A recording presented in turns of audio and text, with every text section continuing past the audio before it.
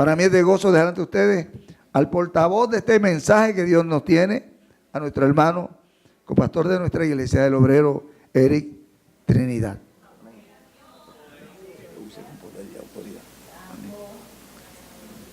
Bien, mis amados hermanos, que el Señor les continúe bendiciendo.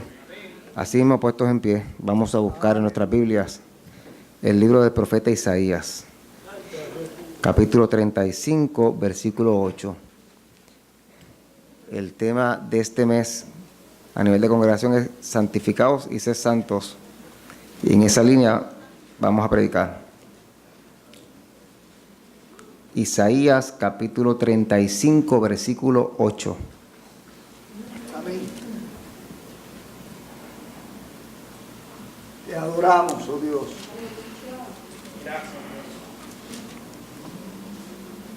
Dice la palabra del Señor, a la gloria del Padre, del Hijo y del Espíritu Santo. Amén. Y habrá allí calzada y camino, y será llamado camino de santidad. No pasará inmundo por él, sino que él mismo estará con ellos. El que anduviere en este camino, por torpe que sea, no se extraviará. Oramos al Señor. Amado Dios Padre Celestial, Dios de infinita bondad y misericordia, en esta hora, Señor eterno, yo te doy gracias por tu palabra. Tu palabra es vida, tu palabra nos fortalece, tu palabra nos cambia, tu palabra nos transforma. Padre Celestial, tú me impactaste con esta palabra. Yo solamente te pido que tú impactes a mis hermanos. Tu palabra no torna atrás vacía. Detén el tiempo, Señor, y que tu palabra fluya a los corazones. Gracias, Padre, gracias, Dios. A ti doy gracias, en el nombre de Jesús. Amén y amén. ¿Pueden sentarse? Gracias, Jesús. El título de esta prédica es el siguiente. Sencillo. El camino de santidad. El camino de santidad. Miren, yo me gozaba escuchando a mis hermanos, ¿verdad? Del devocional, la participación especial, la participación de nuestra hermana Madeline. Yo me gozaba. Y me gozo. Como ustedes saben, el Señor me ha permitido desde el pasado año pues trabajar en el Colegio Bíblico Misionero, dirigiendo el Colegio Bíblico de la organización. Y eso es mucho trabajo. O sea, y lo digo no por queja, por agradecimiento a Dios, porque es un privilegio que yo no merezco y Dios lo pone en mis manos. Y agradezco públicamente al pastor, ¿verdad?, que siempre, por su buen consejo, por su consideración y por la confianza que deposita en mis manos. La culpable de todo esto es nuestra pastora, que fue la primera que me dio la oportunidad de trabajar en el Colegio Bíblico, así que la culpable de todo es nuestra pastora. Y ahí, hermano, hay mucho trabajo. Y uno, pues, ¿verdad?, vive pidiendo la dirección de Dios. Piensa en su mente, traiga a su mente mucho trabajo, multiplíquelo por 10, pues algo así. Entonces, y uno vive de rodillas pidiéndole a Dios dirección, pidiendo, ¿sabes? Porque uno, pues, quiere hacerlo con la mayor responsabilidad posible, porque todo esto es del Señor. Y cuando yo voy a visitar uno de estos colegios, en ocasiones tengo que salir en la semana, y yo sé que el pastor me excusa, y tengo que salir en la semana porque no todos los colegios trabajan lunes. O sea, cuando otros colegios trabajan lunes, pues yo hago mi visita de supervisión lunes, pero hay colegios que trabajan martes y hay colegios que trabajan miércoles. Entonces, pues en esos días es que tengo, ¿verdad?, hablo con el pastor y voy a hacer las visitas de supervisión. Que no crea que yo me siento allí a escuchar a un profesor a hablar y decirle lo hiciste bien y seguir para mi casa. Hay un protocolo completo de lo que es supervisión, ¿verdad? Y de lo que es la orientación, lo que son los expedientes, señalamientos, recomendaciones, etcétera. Son muchas cosas. Entonces, ¿por qué digo esto? No por hablar por mí, al contrario. Por ejemplo, cuando yo salga hoy de aquí, yo le decía al pastor hace unos minutos atrás, cuando yo salga de aquí, yo no voy para mi casa a ver televisión. Ojalá pudiera hacerlo. Yo salgo de mi casa, voy a redactar todo el plan del trabajo del Colegio Bíblico del año. Se lo tengo que ver la mañana, tengo reunión con el Departamento de Educación. Ese plan de trabajo, la directora del Departamento de Educación, la maestra Rogeli, le voy a presentar a la Junta Conciliar el próximo fin de semana. Una vez aprobado, pues entonces, mientras eso sucede, yo me tengo que reunir el sábado próximo, si permite, con los directores, hablar de todo el plan de trabajo, etcétera. Este año el Colegio Bíblico cumple 75 años. Así que, ¿verdad?, lo vamos a celebrar y dándole gracias a Dios por todo. El punto es el siguiente, porque yo digo todo esto, porque uno llega a un momento en la vida que uno tiene que hacer todo eso sin descuidar la labor de uno en la congregación, sin descuidar el trabajo secular de la escuela y sobre todas las cosas, sin descuidar mi posición como esposo y como padre de 2 hijos. Entonces, cuando todo eso pasa, uno se da cuenta en la vida que tú llegas al punto donde literalmente todo minuto cuenta. Todo minuto cuenta. Adicional, yo estoy estudiando. Ayer tuve clase completo todo el día, de 8 a 3. Así estoy escribiendo una tesis. Son muchas cosas. Entonces, vuelvo y repito, porque yo digo todo esto. Porque llega el momento que ¿verdad?, pues todo minuto cuenta. Y yo salgo de la escuela, salgo a las 3, mis hijos salen casi a las 5 de la tarde. Y si usted va a mi guagua y la abre, por favor, no la abra, por favor. Te lo pido, no la abra. Es un reguero. Mi esposa es la mejor mujer del mundo. Hace tiempo yo lo sé. Me disculpan hasta aquí. Entonces, mi guagua tiene un reguero porque mis hijos salen a las 3 de la tarde. Perdón, a las 3 salgo yo, casi a las 5. ¿Y qué yo hago? Pues yo me paro allí y ahí yo escribo, ahí yo busco, ahí yo esto, y yo todo, adelantado. 1:30 de lunes a viernes haciendo eso. Son muchas horas que me evito, ¿sabes? Y que aprovecho es el punto. Porque llega un momento en la vida que, vuelvo y repito, uno dice, todo minuto cuenta y toda hora cuenta. Y no estamos para perder tiempo. El punto es que hace como un mes atrás, yo tuve que salir a hacer una visita a Manatí. Entonces, días antes de esa visita, mi esposa me dice, mi amor, entonces me dice mi amor, yo me derrito. Qué cosa, ¿verdad? Los hombres se derriten con cualquier cosa. Pero me dice, mi amor, esta guagua suena. Entonces, yo sabía que la guagua estaba sonando, pero yo dije, no suena. Sí, esta guagua está haciendo taca, taca, taca, taca, taca, taca, taca. Y yo cogí y le dije, no. Pero la guagua estaba haciendo taca, taca, taca, taca, lo estaba haciendo realmente. El punto es, mire hermano, yo llego a mi casa y de verdad, yo chequeo la guagua, yo le abrí el bonete, claro, así mismo lo cerré. Los que saben, y yo no sé. Y yo abrí el bonete, yo vi la batería dónde va, vi el alternador dónde va, vi el motor dónde va, y pues está bien, o sea, aquí no hay nada que hacer. Y voy y cerré el bonete.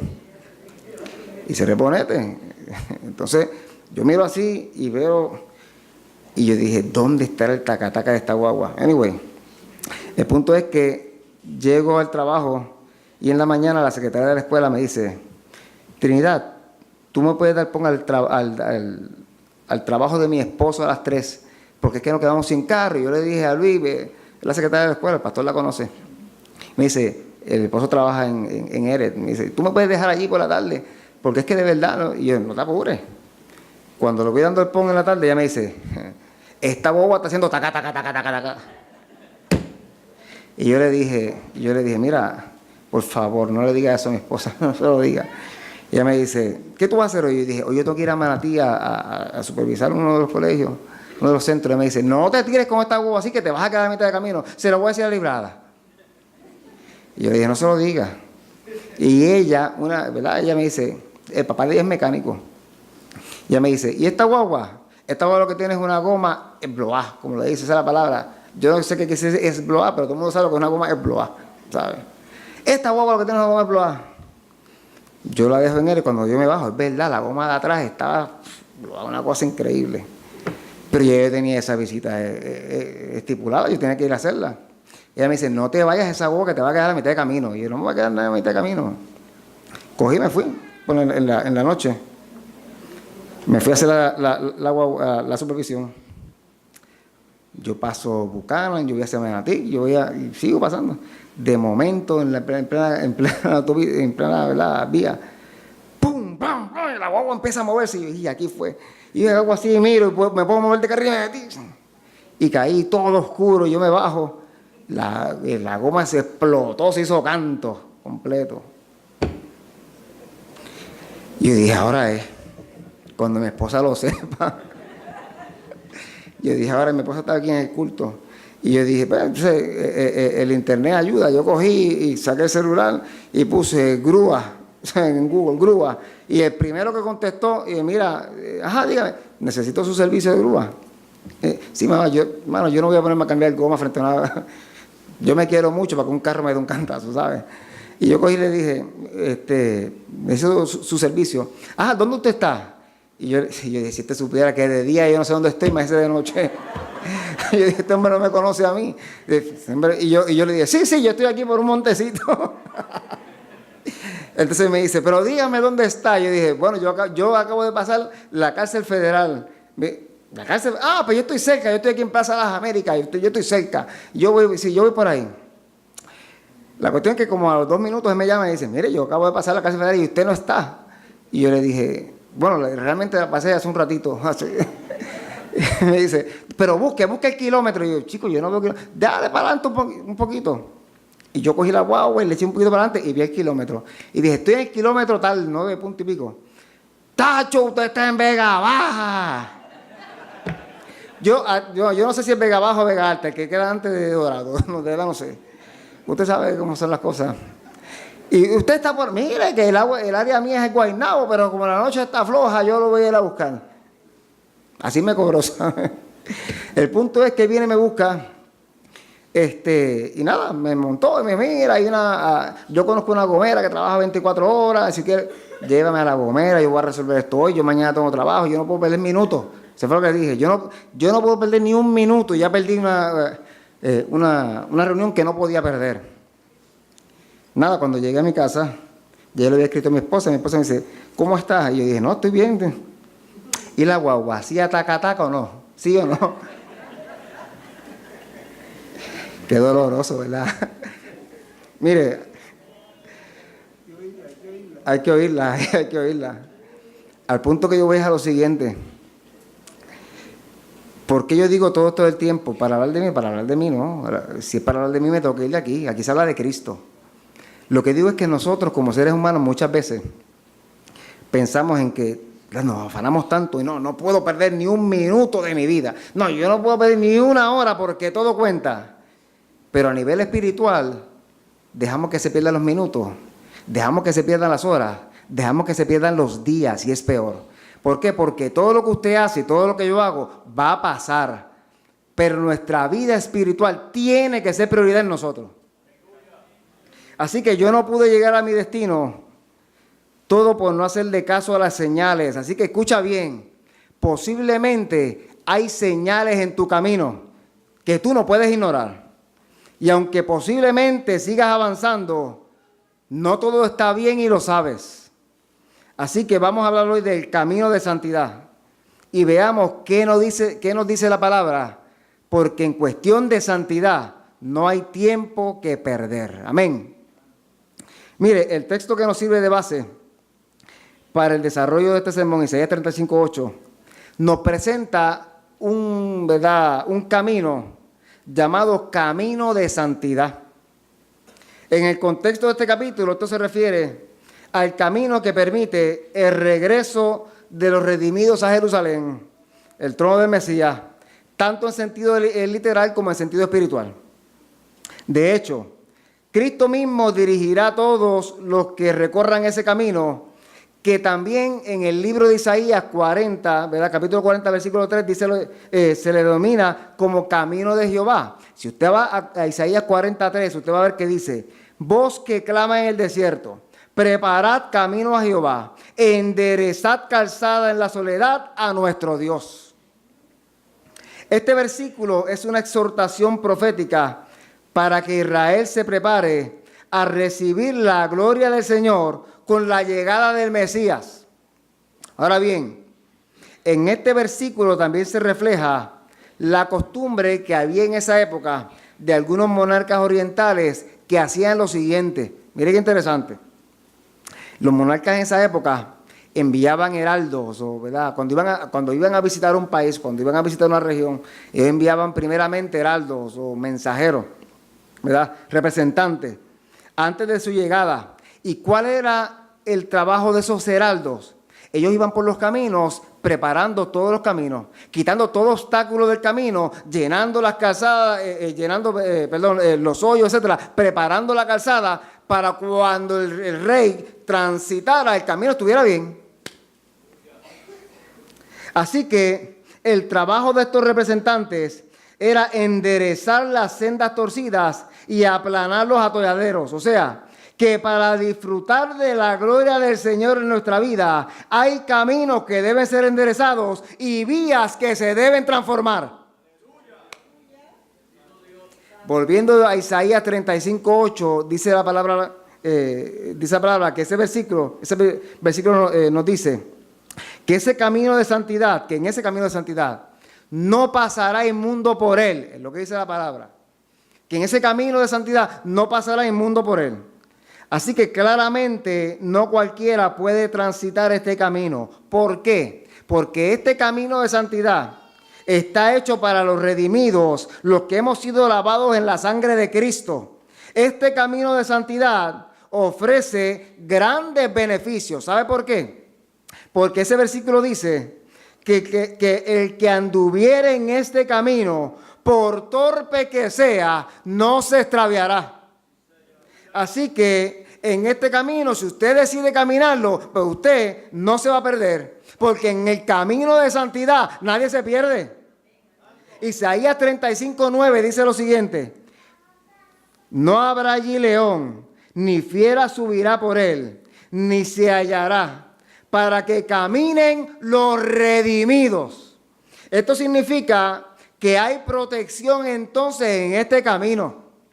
Y esto es importante, ¿por qué? Porque en el camino de santidad, el diablo no puede andar. Satanás no camina por el camino de santidad. ¿Por qué? Porque la santidad de Dios es protección para el creyente. Adicional a esto, el versículo 10 dice lo siguiente: y los redimidos de Jehová volverán y vendrán a Sión con alegría y gozo perpetuo sobre sus cabezas. Y tendrán gozo y alegría y huirán la tristeza y el gemido. Así que esta idea de que la santidad, y escúcheme bien, esta idea de que la santidad es sinónimo de luto y de tristeza es errónea, porque la Biblia dice que el camino de santidad está lleno de gozo y de alegría, y que en ese camino huye la tristeza y huye el gemido. Ah, pues si es un camino bueno, yo quiero transitar por él. Mire, así que llevar una vida santa debe ser la meta de todo creyente mientras se encuentra en este lado de la historia. Ahora bien, para poder comprender a cabalidad ese punto, debemos comprender a cabalidad quién es el que lo demanda. Miren, la verdad absoluta acerca de Dios es que Dios es santo. Esta aseveración no solamente está apoyada por una infinidad de versículos bíblicos, sino que esto afecta todas las exigencias y privilegios de todos los que amamos servirle a Dios. La Biblia dice que el ambiente en que Dios habita es santo. Isaías 57:15 dice: porque así dijo el alto y sublime, el que habita la eternidad y cuyo nombre es el Santo. Yo habito en la altura y la santidad, y con el quebrantado y humilde de espíritu, para hacer vivir el espíritu de los humildes y para vivificar el corazón de los quebrantados. Así que esa santidad, la santidad de Dios, es de tal magnitud que el solo pensamiento de ella tiene que ser celebrado y tiene que ser alabado. Si usted piensa en que Dios es santo, el solo pensamiento de la santidad de Dios tiene que provocar alabanza en nuestros labios. Y eso yo no me lo invento, eso lo dice la Escritura. Dice en el Salmo 30, versículo 4, cantad a Jehová vosotros sus santos y celebrad la memoria de su santidad. Y el Salmo 97, 12 dice lo siguiente, alegraos justos en Jehová y alabad la memoria de su santidad. Así que solamente pensar que nuestro Dios es santo debe provocar alabanza en nosotros. La santidad de Dios exige atención de primera plana. Miren, en la Escritura hay muchos cánticos, ¿verdad? Hay muchos cánticos. Usted sabe que el libro de los Salmos son cánticos, pero adicional al libro de los Salmos hay cánticos en la Escritura. Y mire qué interesante. El primer y el último cántico de la Biblia magnifican la santidad de Dios. Vuelvo y repito, el primer cántico que aparece en la Biblia y el último cántico que aparece en la Biblia se basan en magnificar la santidad de Dios. Por ejemplo, después que el pueblo hebreo cruzó el Mar Rojo, Moisés y los israelitas cantaron, ¿quién como tú, oh Jehová, entre los dioses? ¿Quién como tú, magnífico en santidad, terribles maravillas, hazañas, hacedor de prodigios? Ese es el primer cántico que aparece en la Escritura, en Éxodo 15, 11. Y en el libro de Apocalipsis 15, 4, aparece el último cántico de la Escritura. Y en ese cántico cantan aquellos que habían vencido a la bestia. ¿Y qué cantaban? ¿Quién no temerá, oh Señor, y glorificará tu nombre? Pues solo tú eres santo, por lo cual todas las naciones vendrán y te adorarán, porque tus juicios se han manifestado. Así que de principio a fin, la Biblia exalta y celebra la santidad de nuestro Dios. Isaías 46, 9 dice lo siguiente, acordaos de las cosas pasadas desde los tiempos antiguos, porque yo soy Dios y no hay otro Dios y no hay nada semejante a mí. Así que cualquier búsqueda de un equivalente a Dios es vana. Nada ni nadie puede compararse al Dios Todopoderoso. Mire, considere el universo que nos rodea. No piense solamente en el cielo. Estoy hablando del universo. Considere el universo que nos rodea. De la nada Dios tomó y creó algo. Dios creó todo lo que existe por autorización divina. Dios no contaba con material preexistente para hacer algo.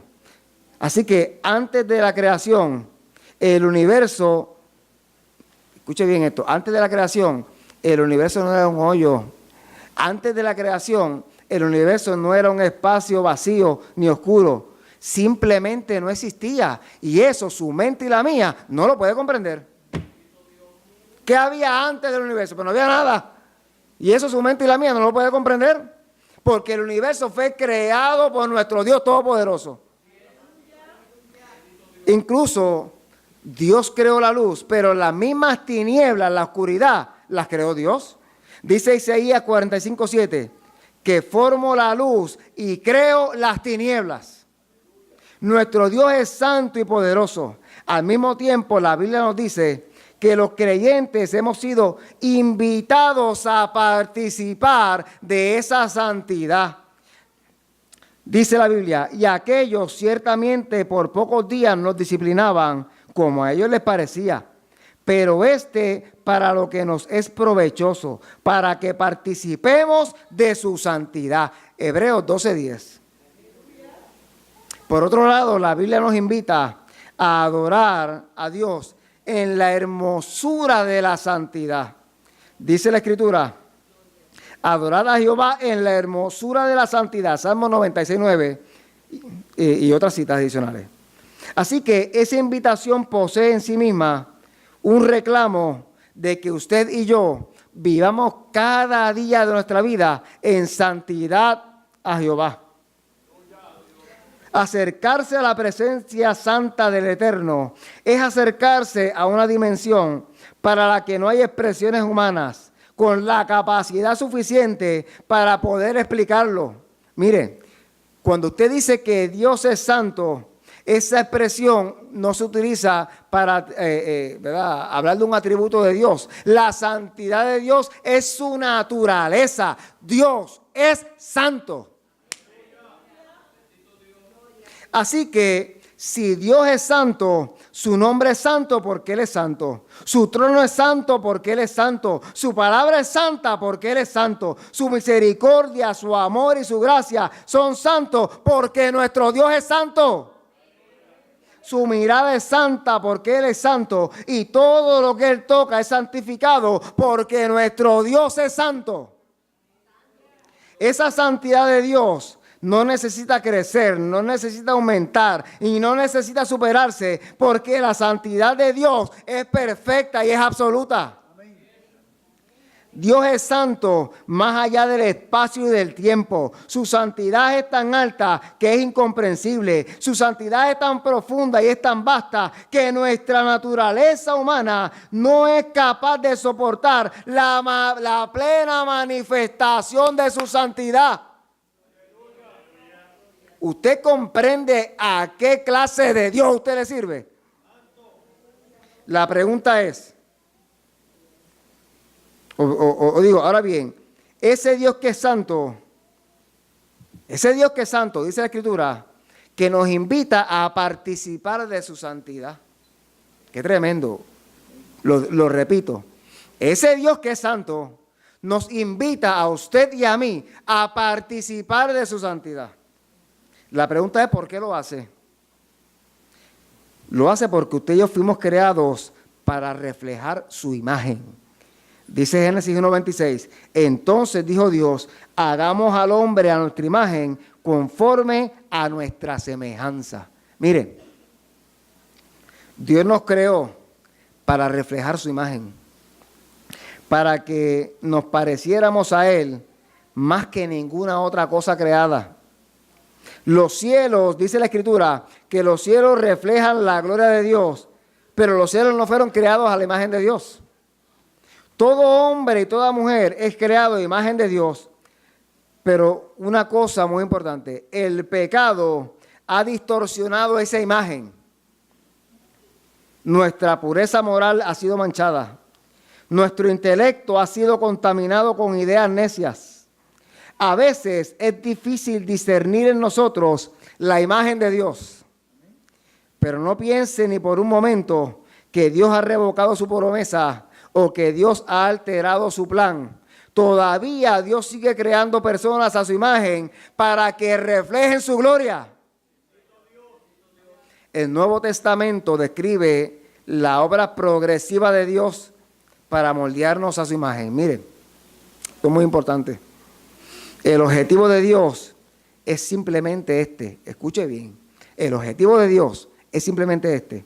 Quitar cualquier cosa que no sea en nuestra vida. Quitar cualquier cosa que no sea de Él para que la imagen innata de Dios pueda verse en cada uno de nosotros. Y eso se llama santidad. El apóstol Pablo escribió lo siguiente en Colosenses 3, 9 y 10. Se han quitado el ropaje de la vieja naturaleza con sus vicios y se han puesto el de la nueva naturaleza que se va renovando en conocimiento a imagen de su creador. Escucha bien, usted y yo solamente nos sentiremos satisfechos cuando participemos en nuestro papel de ser portadores de la imagen de Dios. Esa fue la perspectiva del rey David cuando en el Salmo 17:15 David escribe lo siguiente: en cuanto a mí, veré tu rostro en justicia, estaré satisfecho. Mire cuál era, David decía, solamente voy a estar satisfecho en una forma. Estaré satisfecho cuando despierte a tu semejanza. O sea, David decía, si yo no me parezco a ti, no puedo estar satisfecho. Y si usted y yo no nos parecemos a Dios, no podemos estar satisfechos. De eso se trata la santidad del Señor. ¿Cómo entonces podemos lograr esto? ¿Cómo podemos lograr esto? Como dije hace unos minutos, el pecado distorsionó la imagen de Dios en el ser humano. Pero esa imagen puede ser restaurada a través de la figura de Jesucristo. El capítulo 2 del libro de Filipenses, es un capítulo muy conocido, nos habla de la humillación y de la encarnación de Cristo. Los versículos 9 al 11 de dicho capítulo nos dicen que luego de su sacrificio en la cruz ocurre lo siguiente.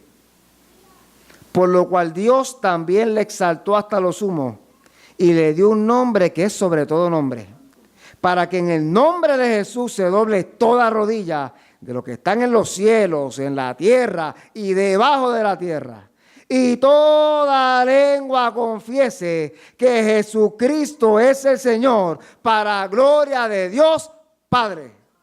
¡Qué tremendo! Así que, ¿qué quiere decir esto? Que Jesús recibió de parte del Padre un nombre que es sobre todo nombre. Esto significa que Jesús recibió el nombre que solamente Dios puede usar. En otras palabras, que Jesús recibió el nombre que Dios reveló de sí mismo. O sea, que Jesús y Dios son la misma cosa, la misma persona. Ese pasaje dice que toda lengua tendrá que confesar que Jesús, toda lengua tendrá que confesar que Jesús es el Señor. O sea, por esto, decir que Jesús es el Señor posee una fuerza tan extraordinaria. Sabiendo esto, ¿no cree usted que la mejor ofrenda de gratitud que podemos darle a Dios por encarnarse en Cristo es vivir sin reservas para Él? O sea, Jesús sale de su trono. Jesús se humilla, ¿verdad?, en la tierra. Él muere por usted y por mí. El Señor lo exalta y le da un nombre sobre todo nombre. Y usted y yo nos vamos a quedar de manos cruzadas diciendo, ajá, todo bien.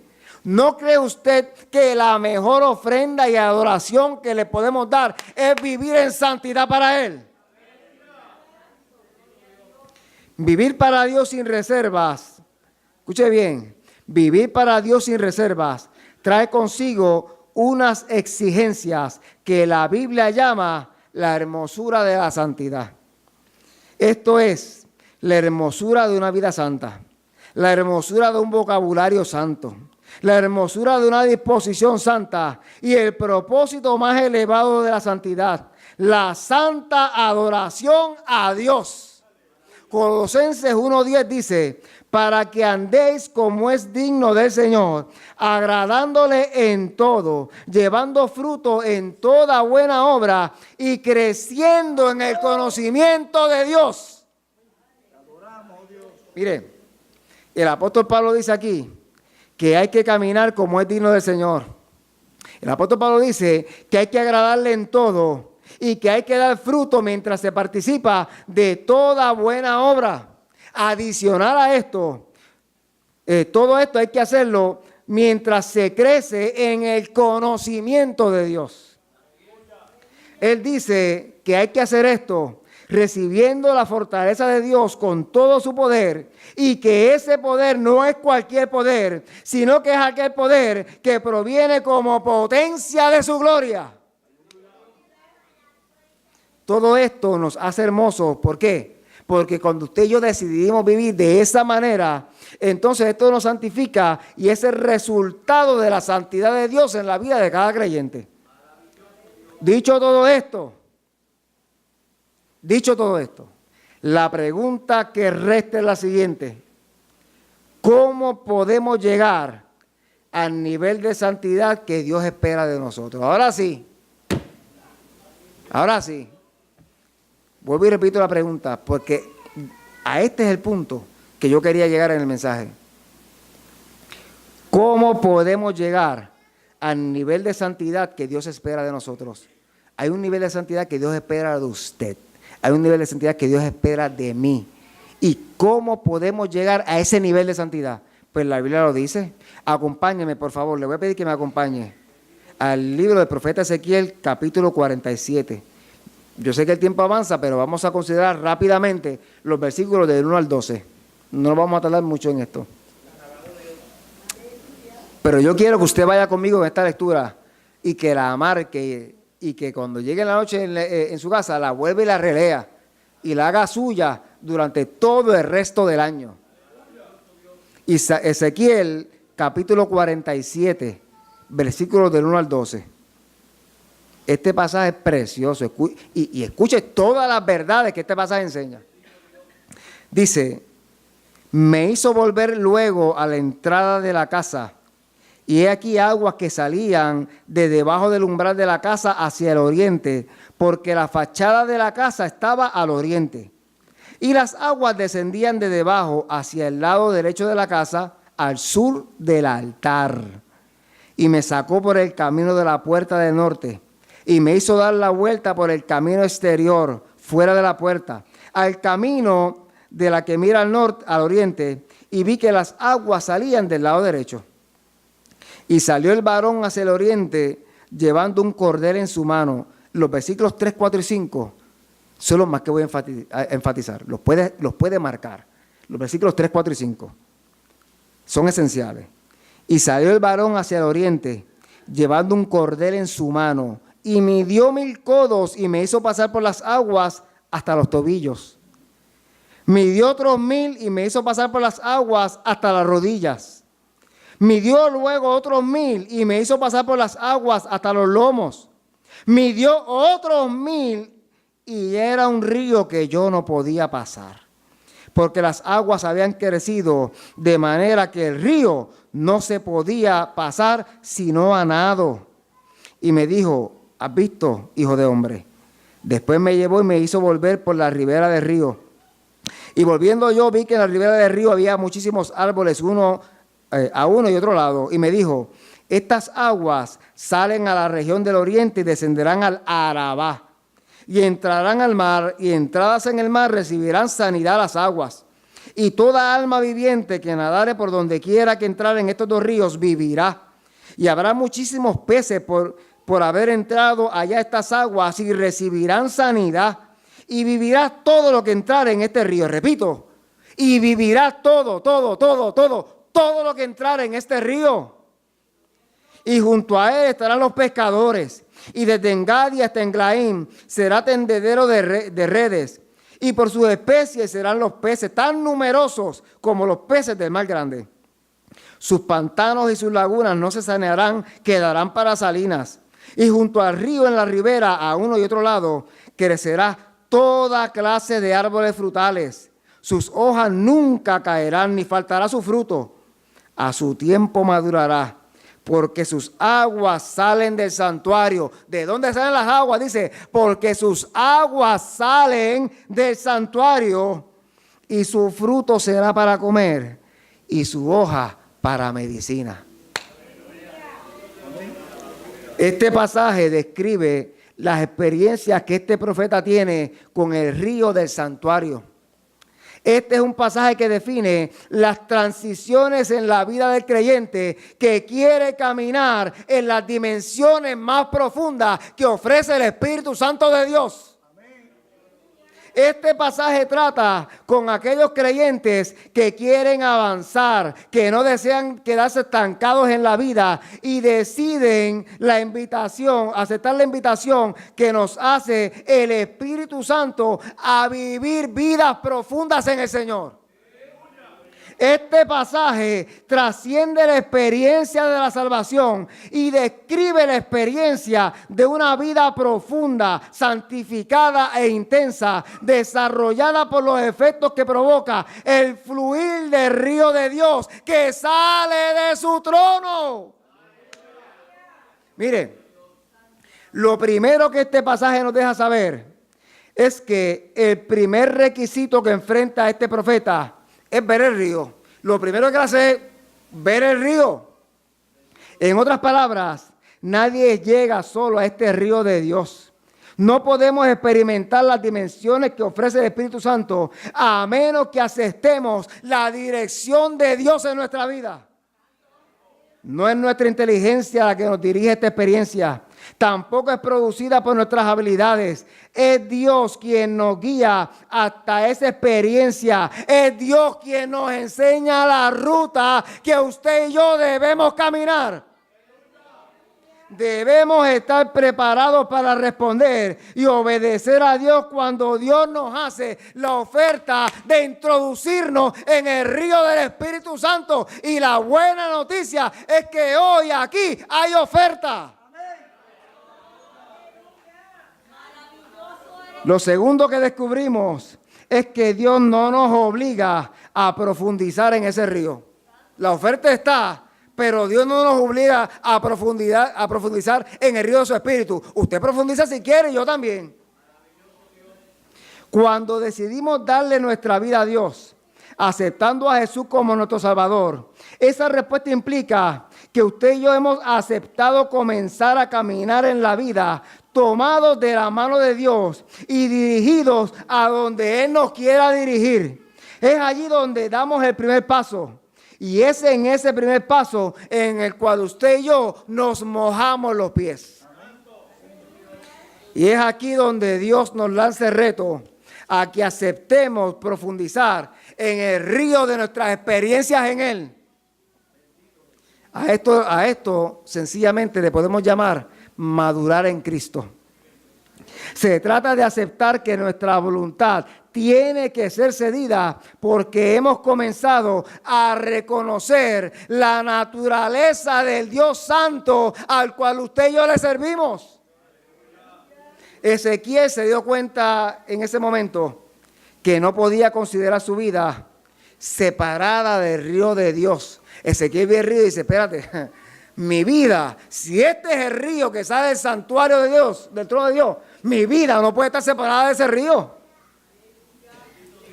Desde ese momento tendría que ir a donde lo llevara el río de Dios. De hecho, escuche bien, los avivamientos ocurren cuando el pueblo de Dios permite que Dios lo lleve a donde Él lo quiera llevar. No hay avivamiento lejos del río de Dios. No hay avivamiento lejos del río de Dios. Algo que debemos comprender como cristianos es que un compromiso con la vida profunda que Dios nos ofrece, una relación profunda con Cristo Jesús, requiere que le entreguemos el control total de nuestras vidas al Espíritu Santo de Dios. En este asunto no hay puntos medios. ¿Por qué? Porque eso lo exige la santidad de Dios. El versículo 3 dice, y midió 1000 codos y me hizo pasar por las aguas hasta los tobillos. Él ve el río que sale del trono de Dios. El río comienza a fluir, ¿verdad? Comienza a medir el río. Y él dice, y me llevó con el agua para ¿hasta dónde? Hasta los tobillos. Andar con el agua hasta los tobillos requiere muy poco esfuerzo. Si estoy ido a la playa a caminar por la orilla, eso no requiere ningún tipo de esfuerzo. Ahí es que camino yo. Cuando usted va a la playa y camina en la orilla, no requiere andar con el agua hasta los tobillos, no requiere ningún tipo de esfuerzo. La resistencia que nos ofrece, que nos hace el agua cuando andamos es mínima, o sea, que la podemos vencer con facilidad y sencillamente ir donde queremos ir. El que camina con el agua hasta los tobillos va donde le da la gana, porque el agua no le hace presión a usted. En otras palabras, en ese nivel de relación podemos imponer nuestra voluntad con mucha facilidad. De hecho, cualquier cosa nos puede distraer al punto de encontrarnos en algunas ocasiones caminando fuera del agua. El que camina a los tobillos no le ha entregado su voluntad al Señor y tiene que tener cuidado porque si se descuida va a ver que ya está lejos de la orilla. En el agua, pero manteniendo el control de sus vidas. En el agua, pero sin deshacerse del mal genio. En el agua, pero puesto sus ojos en las cosas que no le pertenecen a Cristo. En el agua, pero dando paso a algunos deseos de la carne que simple y sencillamente son enemistad contra Dios. El que camina con el agua hasta el tobillo está fuera de la voluntad de Dios. El ejercicio de sus vidas le puede hacer creer que es Dios el que las dirige porque están en el río. Y no le digan nada porque están en el río. Y caminan con el agua hasta los tobillos. No, pero no me digan, no, yo soy así, yo no voy a cambiar. A mí la gente me conoce. Y yo sé, pues usted está mal. Usted está mal porque si la voluntad del Señor no es la que rige su vida, tiene el agua hasta los tobillos. Como dice el escritor José Luis Navajo, se trata de vidas con kilómetros de influencia, pero con centímetros de profundidad. A estas personas cualquier viento de doctrina, cualquier profecía o cualquier visión que se asemeje a lo que dictan sus sentimientos, los pueden sacar fuera de carrera. Estas personas pueden creer que han escuchado con claridad la voz de Dios porque están en el río y que tienen experiencias profundas con Dios. Sin embargo, no se han dado cuenta de que se han acostumbrado a una simple relación de orilla. El versículo 4 dice, midió otros 1000 y me hizo pasar por las aguas hasta las rodillas. El profeta dice, espérate, yo no puedo estar todos tobillos. O sea, mide que voy para adentro. Y me hizo, mide que voy para, y me dio otros 1000, dijo, y me hizo pasar con el agua hasta las rodillas, un poco más profundo. Así que caminar en el río de Dios con el agua hasta las rodillas requiere un poco más de esfuerzo, un compromiso más profundo. Estos creyentes no están amenazados por la tentación de caminar fuera del río de Dios. No son creyentes que dicen, no, yo voy a caminar en Cristo. Y ya están ciertamente alejados de la orilla. El agua le llega hasta la rodilla, tú sabes. Entonces son creyentes, vuelvo y repito, que no se sienten amenazados por caminar fuera del río de Dios. Sus vidas de oración y de adoración provocan sin duda alguna experiencias muy poderosas. Sin embargo, estos creyentes no han permitido que el Espíritu Santo de Dios conquiste sus mentes y conquiste sus corazones. El corazón está acá arriba y el agua está acá abajo. Así que el que tiene el agua hasta la rodilla no ha permitido que el Espíritu Santo de Dios le agarre el corazón. Sus emociones parecen estar secas de Dios y empapadas de los conflictos que la vida trae con frecuencia. De este nivel de experiencia con el Señor, el profeta pasa a ir un poco más profundo en la experiencia del río de Dios. Entonces el profeta dice, espérate. A mí no me conviene estar hasta los tobillos y tampoco me conviene estar hasta las rodillas. Mire que voy para adentro. Entonces dice la Escritura que el Señor lo llevó dentro del agua hasta los lomos, hasta la cintura. O sea, estaba en los tobillos. El profeta dice, no, hasta los tobillos no. Hasta las rodillas no, hasta las rodillas no. Dice, pues voy hasta la cintura. Este nivel de profundidad describe un creyente mucho más estable en su vida espiritual y en sus experiencias con el Espíritu de Dios. Algo que se debe enfatizar aquí es que a mayor profundidad en el río de Dios, menos control tenemos de nuestras vidas. Escuche bien, a mayor profundidad dentro del río de Dios, menos control tenemos usted y yo de nuestras vidas. A mayor profundidad en el río de Dios, mayor es la influencia que las corrientes de ese río tienen sobre nosotros. A mayor profundidad en el río de Dios, más lejos nos encontramos de la orilla. A mayor profundidad en el río de Dios, menor es la influencia que el mundo tiene sobre nosotros. Hay que dar un paso más y profundizar en el río de Dios. Así que el nivel de la cintura, o sea, los lomos, trae consigo mucha estabilidad y trae consigo grandes experiencias en el Señor. Sin embargo, los creyentes que se estacionan aquí luchan constantemente con la inclinación a convertir este nivel de experiencia en una zona de seguridad en la que se posee lo mejor de los dos mundos, mitad para arriba y mitad para abajo. O sea, el creyente que está hasta la rodilla dice, hasta la cintura dice, no, o sea, llega un momento y dice, espérate, yo oro, yo ayuno, yo estoy bien, o sea, yo voy a la iglesia, hay cosas que me molestan y yo poco a poco la experiencia de vida me va a enseñar a no reaccionar. Yo estoy cómodo con el agua hasta la cintura. Es un nivel de confort. No olvidemos que el profeta señala que este río se origina debajo del altar de Dios. Este río simboliza la vida en el Espíritu. Esa vida no está completa si no sumergimos en ese río nuestras ideas, nuestra visión espiritual, nuestra capacidad para oír, nuestra capacidad para hablar y para sentir. Hay que dar un paso más profundo en el río de Dios. Entonces el profeta dice, espérate, como que me estoy acomodando bien aquí hasta la cintura. No, mire que voy para adentro. El profeta mira el agua y dice, espérate, hasta los tobillos no, hasta las rodillas no, hasta la cintura no. Y el versículo 5 dice, midió otros 1000 y era ya un río que yo no podía pasar. Porque las aguas habían crecido de manera que el río ya no se podía pasar si no era nadando. El profeta dice, ni hasta los tobillos, ni hasta las rodillas, ni hasta la cintura, en el río del Espíritu hay que sumergirse. El temor a lo que Dios quiere hacer se convierte en un enemigo común del creyente. Uno da ese paso y descubre, mire, cuando uno dice, Señor, llévame más allá del tobillo, llévame más allá de la rodilla, llévame más allá de la cintura, llévame a nadar en tu río, uno se da cuenta que las corrientes del Espíritu te llevan a donde Dios te quiere llevar. Gracias, Jesús. Ya no se puede nadar, caminar en ese río. La única opción es nadar.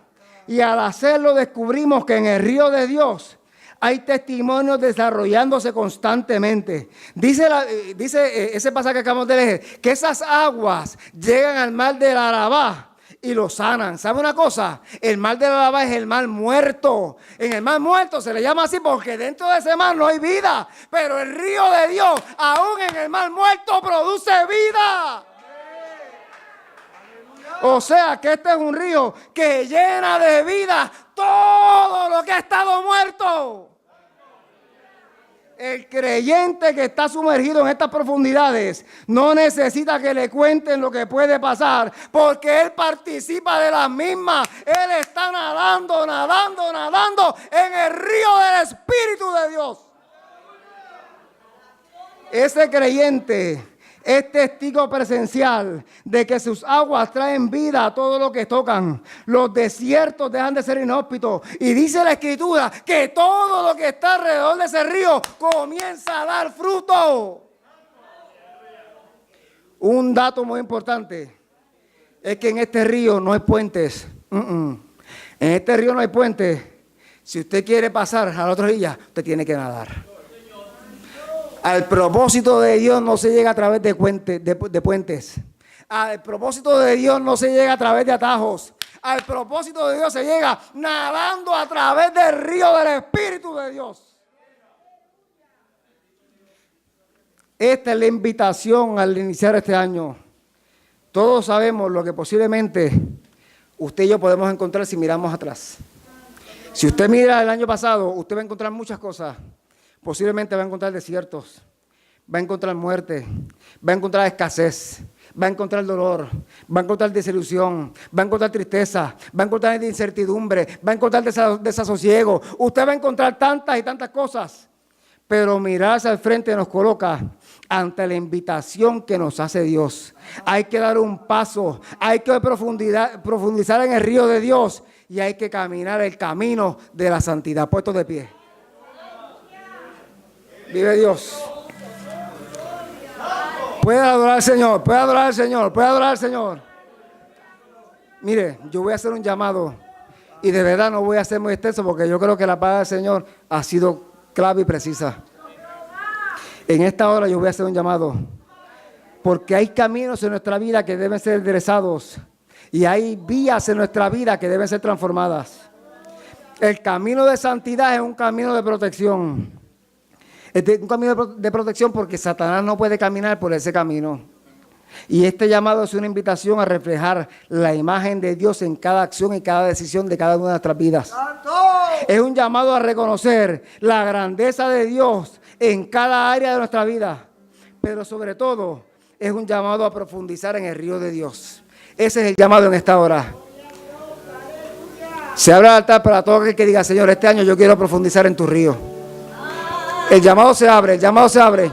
El altar se abre para toda vida que diga, Señor, este año yo no quiero que el agua me llegue a los tobillos.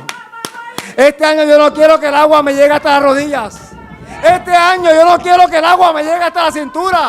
Este año yo quiero nadar en el río del Espíritu de Dios. Maravilloso Dios. Corre al altar de Dios, corre al altar de Dios. La invitación es del Señor, corre al altar de Dios.